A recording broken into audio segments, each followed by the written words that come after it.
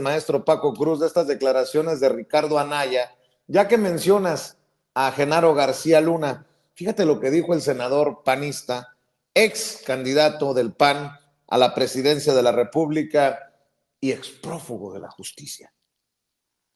Sospecho que en algún momento de este debate, si no ahora, eventualmente en el Pleno, vamos a acabar hablando de García Luna. Y está bien, porque cuando hay algo grave en la historia reciente del país, hay que recordarlo para que no se repita. Y yo espero que ustedes, las y los integrantes del oficialismo, con la misma apertura, escuchen nuestra crítica constructiva hacia lo que se conoció como la estrategia de abrazos no balazos.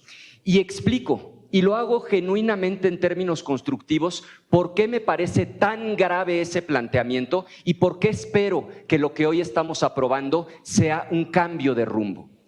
Hay una premisa detrás del eslogan abrazos no balazos, y la premisa es que cuando se le otorga el monopolio criminal a una organización en un territorio, efectivamente tiende a disminuir sobre todo la violencia homicida criminal, y lo hemos visto.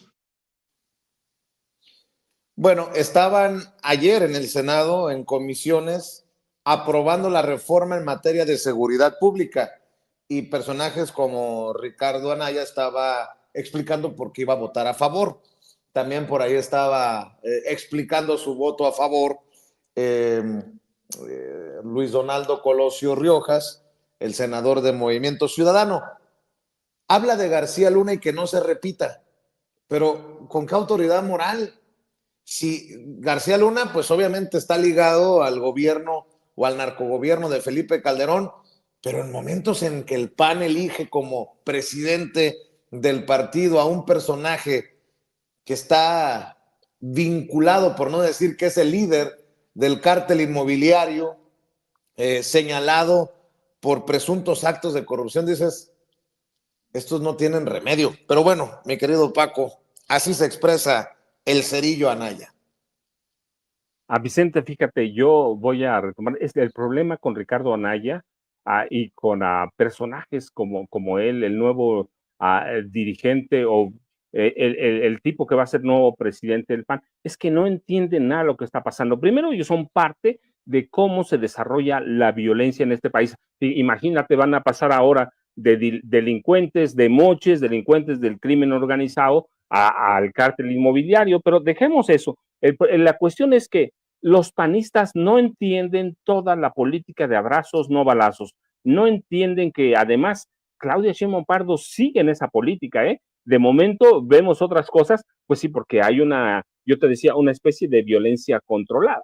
Una especie de violencia controlada, pero le van a tomar el pulso y la van a someter. La política de abrazos, no balazos, es lo mejor que le pudo pasar a este país. Ningún presidente, y te lo digo porque los he estudiado todos a partir de Miguel Alemán Valdés, ningún presidente puso nada de su parte, por el contrario, se hicieron todos ellos cómplices del crimen organizado, algunos del narcotráfico, otros ya como Felipe Calderón y Enrique Peña Nieto, como crimen organizado, es decir, ya no solo controlaron, por ejemplo, Miguel Alemán Valdés, Luis Echeverría Álvarez, Ernesto Zedillo Ponce de León, Carlos Salinas de Gortari, controlaron el narcotráfico como tal. A partir de Vicente Fox, lo que hacen los presidentes es controlar el crimen organizado, que ya incluye los delitos de extorsión, de otros delitos de alto impacto, extorsión, secuestro, AAA, cobro de cuotas, que es más o menos el cobro de piso, que de pronto tiene una pequeña diferencia, trata de personas con fines a la prostitución, trata de migrantes, sí, todos ellos controlaron todo eso, pero nunca han entendido por qué detonaron tales problemas. Y López Obrador, que recorrió este país no sé cuántas veces, pero algo que hay que admirarle a López Obrador es que caminó en el lodo por todo este país, es que entendió que aún, mira, si hoy apresaran a todos los capos del crimen organizado, a todos y a todos sus matones, ¿se acabaría la violencia en este país? No, Vicente, no, porque tenemos una violencia estructural que Andrés Manuel López Obrador entendió muy bien y que ahora Claudia Sheinbaum Pardo la entiende bien. Hay que acabar con las causas. Eventualmente, esa violencia del fuero común esa violencia estructural que tenemos derivada de muchos problemas, incluida la pobreza. No es que si naces pobre vas a ser delincuente, no. Eventualmente vas a crear otros criminales más poderosos, tan poderosos como los capos. Así que primero hay que atender las causas, que fueron los abusos y las complicidades de los partidos Acción Nacional y Revolucionario Institucional con la criminalidad. Una vez que empieces a atender esas causas, que son educación, distribución de los recursos, cultura, entretenimiento, una vez que atiendas eso, vas a poder atender los otros problemas más graves y los vas a seguir. Y eso López Obrador lo entendió muy bien, pero lo que Anaya no entiende o no quiere entender porque no reconocen eso, yo te platicaba el caso de Querétaro. Desde 97 ellos le abrieron la puerta al cártel de Juárez, ellos promovieron los asentamientos de los narcos con la condición de que hubiera paz, una paz pactada narca, pero eso no es que no haya violencia, simplemente la tienen escondida, pero no han entendido todo lo que representa acabar o atender las causas que dan origen a la violencia. Tenemos muchos tipos de violencia. La violencia narca, la violencia del crimen organizado, la llamada necropolítica es una, pero no es única, no es única. Así que no importara que hoy acabáramos con todos los cárteles que hay, seguiríamos con una violencia que hay desbordada. ¿Por qué? Porque no han entendido la violencia. Mira, cuando los gobernadores, cuando los alcaldes como el de Querétaro se lavan las manos, cuando tienes un procurador o un fiscal amigo, ¿qué estás haciendo? Prohijando la impunidad. Y la impunidad es un problema que viene desde 1952, entre 52 y 58, nace la impunidad en este país. Lo que hace López Obrador es entender las causas, que es un problema de muchas características y tienes que atender todas. Pero estos tipos se lavan la cara, dicen que no haya más García Lunas. Es cuando ellos crearon un sistema, y digo los panistas porque lo adoptaron por 12 años, para crear monstruos. No es García Luna, es Arturo el Negro Durazo, Carlos Jan González, Gustavo Díaz Ordaz, Guillermo González Calderoni, Carlos Salinas de Gortari, Carlos Slim Elú. ¿Cómo es posible que en un país tan pobre haya una persona o varias que tengan cerca de 200,000 millones de dólares en riqueza? Sí, este país se creó a partir del 46 y hasta 2018, noviembre, para crear monstruos. Y Genaro García Luna solo es uno de todos los que crearon. Felipe Calderón Hinojosa, Enrique Peña Nieto. Entonces, es un problema múltiple que no han terminado por entender, y por eso están en peligro de extinción, están en agonía y van a seguir en agonía. Y mientras no entiendan todo lo que va a pasar, y mira, solo para cerrarlo, por eso cuando tú hablas, tú lo dijiste en la mañana, que de pronto no entienden lo que es Ricardo Benjamín Salinas Pliego, tienes razón, así nació la crudeza de Donald Trump, ¿sí? Eventualmente, un personaje como Ricardo Benjamín Salinas Pliego, usurero, sinvergüenza, al ladrón, lo que tú quieras, eventualmente sí puede incursionar a la política. Recuerda, ya Ricardo Benjamín Salinas Pliego tuvo una bancada, su hija fue diputada, fue senadora, y ellos albergan la ilusión de ser partícipes de la política. TV Azteca y Televisa tuvieron su bancada, así que tienen aspiraciones políticas. Y mientras personajes como Ricardo Anaya Cortés, como Marco Cortés Mendoza, Alejandro Moreno Cárdenas no entiendan lo que está pasando en este país, y no entiendan que los vemos como lo que son, ladrones y sinvergüenzas, mafiosos, van a tener cabida personajes como Ricardo Benjamín Salinas Pliego, con todos los defectos que le podamos encontrar y todo lo que podamos decir de ellos. Mientras esa oposición no entienda su papel, no entiende el papel histórico que jugó, la puerta política está abierta para personajes magnates infames como Ricardo Benjamín Salinas Pliego. Así que este país y su violencia necesitan entenderse de otra forma que los panistas no terminan por digerir ni por entender, Vicente. Pues mientras en el PAN sí hay democracia y hay alternancia en la dirigencia, ¿no? Como en el PRI de Alito Moreno, don Perpetuo. Por cierto, en el PRI se siguen desmoronando, Paco. Se les va una diputada de la bancada y se suma a Morena. Cintia López Castro, quien era o es diputada por la Ciudad de México, pero era de la bancada del PRI, y deja el PRI para sumarse a Morena. Bueno, pues la misma hipocresía, ¿no? ¿Cómo se brinca Morena? Bueno, cuando se brincó Lili Telles hasta le aplaudían en el PAN. Ahora, pues el PRI se va como en una mazorca, ¿no? Granito por granito, pues perdiendo legisladores. Lo mismo pasó en el Senado, ahora pasa en la Cámara de Diputados y el PRI de Alito se va quedando más chiquito. Un verso sin esfuerzo, mi querido Paco Cruz.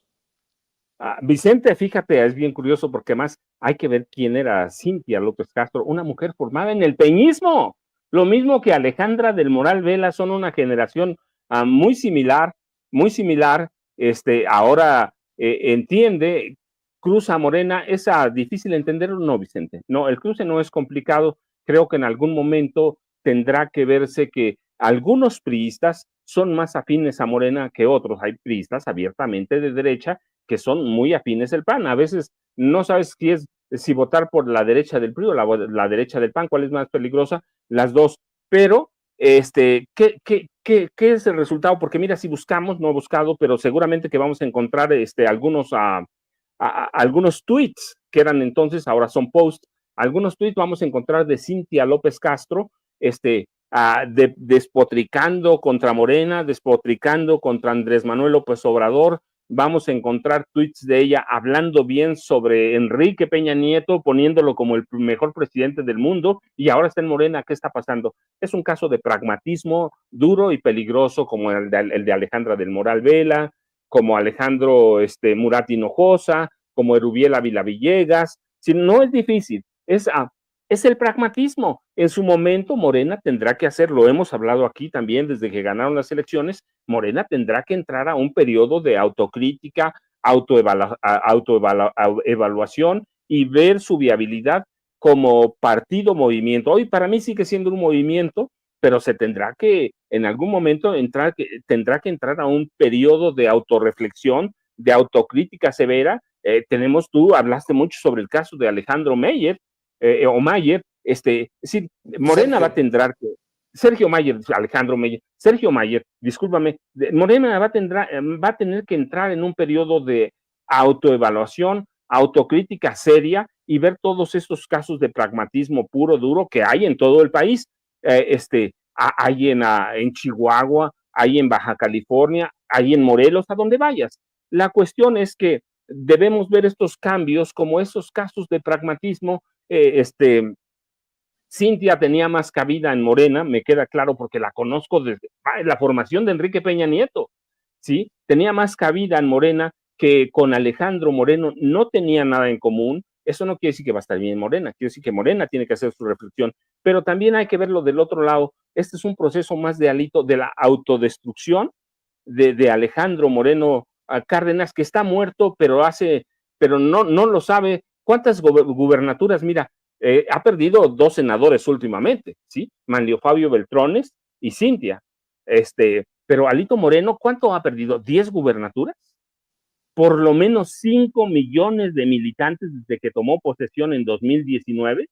Es decir, el PRI de Alito es un naufragio. Podemos cuestionar el paso de Cintia a Morena, pero ya te digo, es un proceso que se tendrán que limpiar. Lo que no se puede ocultar es que Alito está en un proceso de autodestrucción y que poco a poco va a quedar sin nada. Lo decía Adán Augusto López hace una semana, ¿no? Y vamos a tener todavía más. Y tiene razón, seguramente algunos senadores más del PRI van a desertar. Hay una solicitud de juicio político por delincuencia organizada, por enriquecimiento ilícito. Eventualmente se las van a reactivar y creo que sería lo más sano de este país. El PRI se ha convertido en una mafia manejado por 3 personas: Alejandro Moreno, 4, discúlpame, Manuel Añorbe Baños de Guerrero, Alejandro Moreno Cárdenas, Rubén Moreira Valdés de Coahuila, y la hidalguense Carolina Villano Austria, que es pues descendiente de una familia de mafiosos políticos del estado de Hidalgo y de caciques políticos y de asesinos. Entonces, el PRI es una mezcolanza que ya perdió identidad, que perdió todo el amor por el partido, que no saben a dónde van. Y yo te digo, el caso de Cintia es uno, pero desertaron en la administración de lo que va de Alejandro Moreno, que se puede perpetuar hasta el 32 o hasta más adelante. Yo digo que va a ser un dirigente vitalicio. Lo podemos discutir mucho, pero ya está marcado que el PRI es un partido no solo en decadencia, sino que un partido a través de escándalos ha sufrido desbandadas masivas. La de Cintia es una de millones de militantes de priistas que han abandonado a su partido porque Alito es un mafioso, es un sinvergüenza y ha sumido al PRI en la peor crisis de su historia, Vicente. Pues mi querido Paco, has pegado en el clavo en estos temas como siempre, maestro, y te voy a pedir que cerremos invitando a la audiencia de Sin Censura, desde mi parte, desde mi trinchera, pidiéndoles que busquen tus dos más recientes libros, Las Damas del Poder y García Luna, El Señor de la Muerte, y te pido que cerremos con la invitación para que te respalde esta audiencia diferente, inteligente y amor con amor se pague. Vicente, pues yo como siempre, como todos los días, te lo agradezco mucho. Te dejo un abrazote a todos ahí en el estudio y yo ya sabes, @Paco Cruz Jiménez en X, antes Twitter, Francisco